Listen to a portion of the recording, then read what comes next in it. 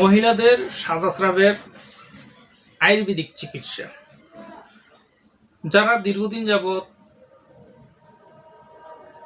বিভিন্ন প্রকার মেডিসিন সেবনের পরেও সুফল আসে না, ক্ষণিকের জন্য রোগ কমে আবার পুনরায় আক্রমণ হয়, তাদের জন্য আজকে আমার এই ভিডিওটি। মূলত সাদাস্রাবের কিছু লক্ষণ আছে, আর এটি মেয়েলি রোগ, মহিলাদের হয়ে থাকে। একদম ছোট থেকে বৃদ্ধ পর্যন্ত যে কোনো বয়সেরই হতে পারে। আর বিশেষ করে এই সাদাস্রাব বিভিন্ন কারণে হয়ে থাকে। শরীর দুর্বল এবং অনেক সময় পুষ্টিহীনতা এবং অন্যান্য বিভিন্ন কারণে, জরায়ুর সমস্যা, জরায়ুতে টিউমার হওয়া ইত্যাদি কারণে হতে পারে। তাছাড়া এই সাদাস্রাব মূলত দুই ধরনের হয়। একটি সাদা পিতাব বর্ণের সাদা হবে দধির মতো বা ভাতের মারের মতো, আরেকটি পিতাব বর্ণের হবে। দুই ধরনের হয়ে থাকে, একটি চুলকাবে, গন্ধ করবে, আরেকটি চুলকানি ছাড়া হবে। এবং এই সকল রোগীদের মূলত কি কি লক্ষণ থাকে?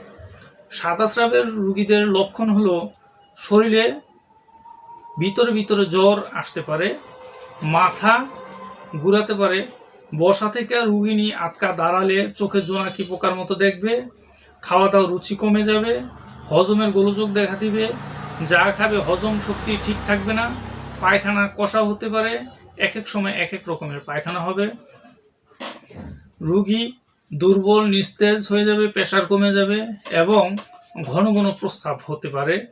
তাছাড়া মেজাজ খিটখিটে হয়ে যায়। এই লক্ষণগুলো এই সাদাস্রাবের রোগীর বেশিরভাগ রোগীরই হয়ে থাকে। রোগীর রোগ বিশেষ লক্ষণ কম বেশি হতে পারে।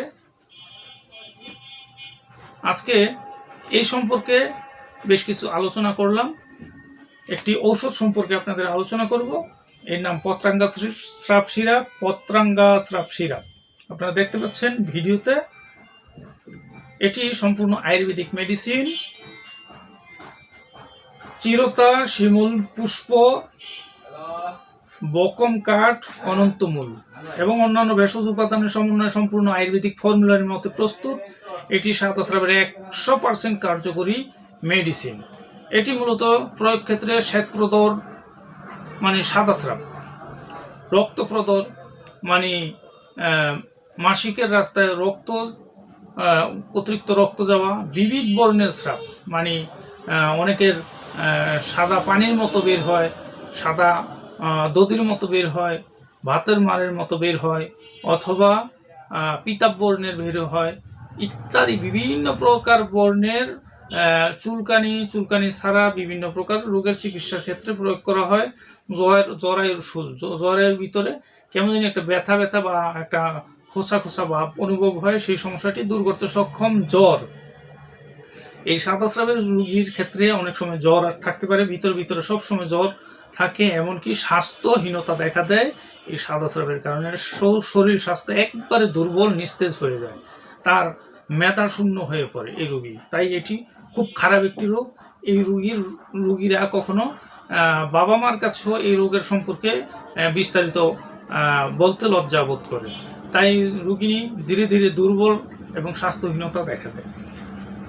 পাণ্ডু রোগ, জন্ডিস দূর করতে সক্ষম। শোথ মানে হাত পায়ে পানি জমে যাওয়া দূর করে। বাতক, বেদনা, তলপেটে ব্যথা হতে পারে। মন্দাগ্নি এবং অরোচক নাশক। রিয়াজ হার্বাল চিকিৎসা কেন্দ্র, ভুলতা গাউসিয়া, রূপগঞ্জ, নারায়ণগঞ্জ জেলা। আমি হাকিম মোহাম্মদ রিয়াজুল ইসলাম, তিব্বিয়া হাবিবিয়া ইউনানি মেডিকেল কলেজ, ঢাকা। মূলত দীর্ঘ প্রায় 16 থেকে 17 বছর যাবত ইউনানি আয়ুর্বেদিক এবং হার্বাল চিকিৎসা দিয়ে, সেবা দিয়ে এবং সুপরামর্শ দিয়ে আসছি। আপনাদের যে কোনো পরামর্শের জন্য আপনারা আমার চেম্বারে সরাসরি চলে আসবেন, ভুলতা গাউসিয়া, রূপগঞ্জ, নারায়ণগঞ্জ জেলা। কিছু কিছু রোগ বিশেষ সরাসরি চেম্বারে আসাটাই আমি বুদ্ধিমানের কাজ মনে করি। যদিও আমার আশেপাশে কাছাকাছি হয়ে থাকেন 1-2 জেলা কাছাকাছি, তারা প্রয়োজনে ভিডিওর লাস্টে নাম্বার দেওয়া থাকবে, নাম্বারে যোগাযোগ করে সরাসরি আমার চেম্বারে এসে রুগী দেখিয়ে ঔষধ সেবন করান। এতে করে কি সুফল হবে, আপনাদের রোগ নিরাময় হওয়া সম্ভব ইনশাআল্লাহ। রোগ বিশেষ ঔষধ পরিবর্তন হতে পারে, তাই সরাসরি চেম্বারে আসতে পারেন, এটি আমার পরামর্শ।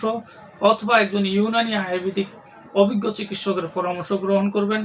আমি প্রায় 16 থেকে 17 বছর যাবৎ চিকিৎসা দিয়ে আসছি। আমার বাবা একজন চিকিৎসক, তিনি প্রায় 25 বছর যাবৎ ইউনানি আয়ুর্বেদিক ঔষধের মাধ্যমে চিকিৎসা দিয়ে, সেবা দিয়ে এবং সুপরামর্শ দিয়ে আসছে। বন্ধুগণ, ভুলতা গাউসিয়া থেকে আমি বলছি, আপনি কোন জেলা থেকে আমার ভিডিওটি দেখছেন সে সম্পর্কে আমার কমেন্টে জানাবেন, এবং নতুন নতুন ভিডিও পাওয়ার জন্য আমার চ্যানেলটি সাবস্ক্রাইব করে রাখবেন। আমার জন্য দোয়া করবেন। আল্লাহ হাফেজ।